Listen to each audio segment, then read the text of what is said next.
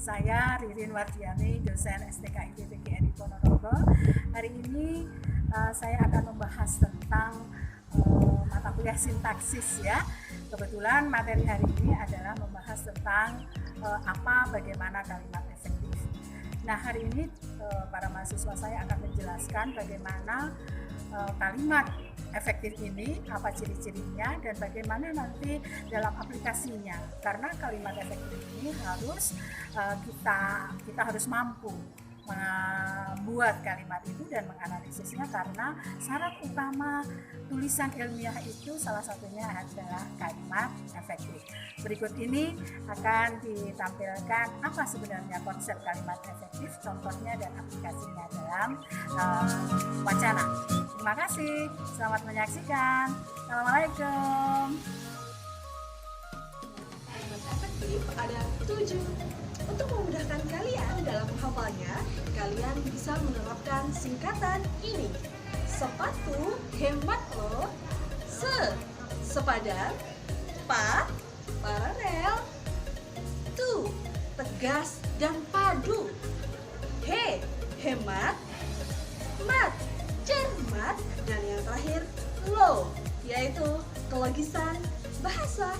Untuk lebih lanjutnya, nanti akan dijelaskan oleh teman-teman saya mengenai konsep dan juga contohnya. Baiklah teman-teman, sebagai syarat pertama dari kalimat efektif adalah kesepadanan. Yang dimaksud dengan kesepadanan adalah keseimbangan antara pikiran dengan struktur bahasa. Adapun ciri-ciri kesepadanan adalah yang pertama yaitu memiliki subjek yang jelas. Yang kedua, tidak memiliki subjek ganda. Yang ketiga, menggunakan kata penghubung yang tepat.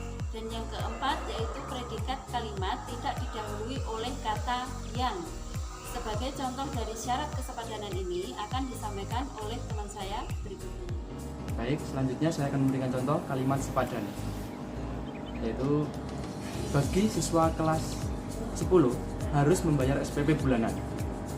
Kalimat tersebut tidak efektif karena kalimat tersebut diawali dengan kata bagi. Kalau ingin menjadikan kalimat tersebut menjadi efektif, akan menjadi seperti ini kalimatnya. Siswa kelas 10 harus membayar SPP bulanan. Kalimat tersebut sudah menjadi efektif karena di kalimat kata depannya tidak ada kata bagi. Syarat selanjutnya dari kalimat efektif yaitu kepararelan bentuk. Kepararelan bentuk yaitu kesamaan bentuk yang digunakan dalam kalimat. Jika kalimat awalan me, maka selanjutnya juga harus menggunakan awalan me, dan juga sebaliknya. Jika awalan ber, maka selanjutnya kepararelan juga harus menggunakan awalan ber. Selanjutnya contohnya akan dijelaskan oleh teman saya. Teman-teman, saya akan memberikan sebuah contoh dari kalimat efektif yang paralel. Nah, di sini saya mempunyai sebuah kalimat yaitu siswa-siswa harus belajar dan berlatih. Kata belajar dan berlatih sama-sama memiliki imbuhan ber, jadi bisa disebut sebagai kalimat efektif yang memenuhi syarat yaitu paralel. Nah, selanjutnya saya mempunyai sebuah contoh kalimat efektif yang tidak paralel. Contoh kalimatnya, siswa-siswa harus mempelajari dan berlatih. Nah, di sini kata mempelajari itu memiliki imbuhan mem dan i. Sedangkan kata berlatih itu memiliki imbuhan ber. Jadi tidak disebut sebagai kalimat efektif yang paralel karena tidak memenuhi syarat kalimat efektif paralel. Baiklah teman-teman, syarat kalimat efektif selanjutnya adalah kesatuan atau kepaduan gagasan. Nah, yang dimaksud dengan kesatuan atau kepaduan gagasan adalah memberikan pernyataan padu sehingga informasi tidak terpecah. Nah, kepaduan itu memiliki 3 ciri. Yang pertama adalah tidak bertele-tele, kemudian yang kedua adalah menggunakan aspek, agen, verba secara tertib, dan yang terakhir adalah tidak menyisipkan kata daripada atau tentang antara predikat dan objek. Hai, kali ini saya akan mencontohkan dari apa yang telah dijelaskan oleh teman saya sebelumnya mengenai kalimat efektif kepaduan. Contohnya, Syihab membelikan 2 buah coklat untuk adiknya. Selanjutnya saya akan membahas tentang kalimat kepaduan. Contoh kalimatnya adalah mereka membahas daripada kehendak rakyat. Kalimat tersebut tidak efektif karena adanya kata daripada. Kalimat yang efektif adalah mereka membahas kehendak rakyat. Syarat kalimat efektif selanjutnya yaitu kekhidmatan kata. Kekhidmatan kata yaitu kalimat yang jelas, singkat, dan tidak bertele-tele. Contohnya akan dijelaskan oleh teman saya. Selanjutnya, saya akan memberikan contoh tentang kalimat hemat. Contohnya, rapat itu dihadiri oleh beberapa dari banyak anggota. Kalimat ini tidak efektif karena terdapat kata dari banyak. Contoh kalimat hemat yang efektif, rapat itu dihadiri oleh beberapa anggota. Syarat kalimat efektif yaitu kecermatan penalaran. Nah, kecermatan penalaran di sini haruslah jelas dan tidak menimbulkan tafsiran ganda. Contohnya, kalimat yang tidak cermat, Rini menjinjing adiknya yang masih kecil. Nah, kata menjinjing di sini tidaklah tepat karena kata menjinjing biasanya digunakan untuk membawa barang dengan menggunakan satu tangan.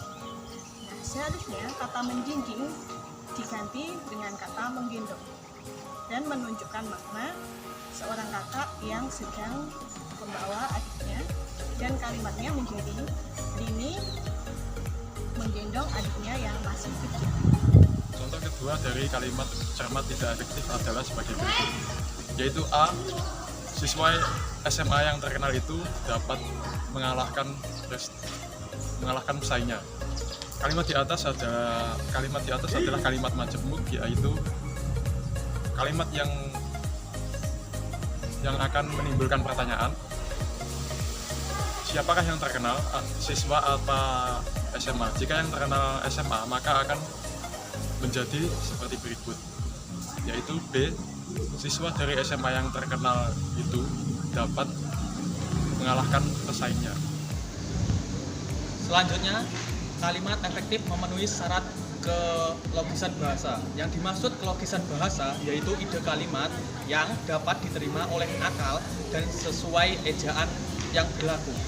Maka diperlukan unsur kalimat yang masuk akal. Sebagai contoh dari syarat kelogisan bahasa akan disampaikan teman saya yang bernama Eti. Baik, di sini saya akan menjelaskan mengenai contoh kalimat efektif yang menyatakan kelogisan.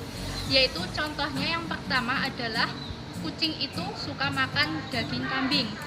Lalu selanjutnya contoh kalimat efektif yang menyatakan kelogisan yang termasuk tidak logis, yaitu kucing itu tidak suka makan kambing. Itu tadi pembahasan mengenai kalimat efektif yang sudah disampaikan oleh teman-teman saya PBSI 2018. Yuk kuliah di kampus STKIP PGRI Ponorogo, karena menjadi guru profesional merupakan mimpi kita. Salam literasi.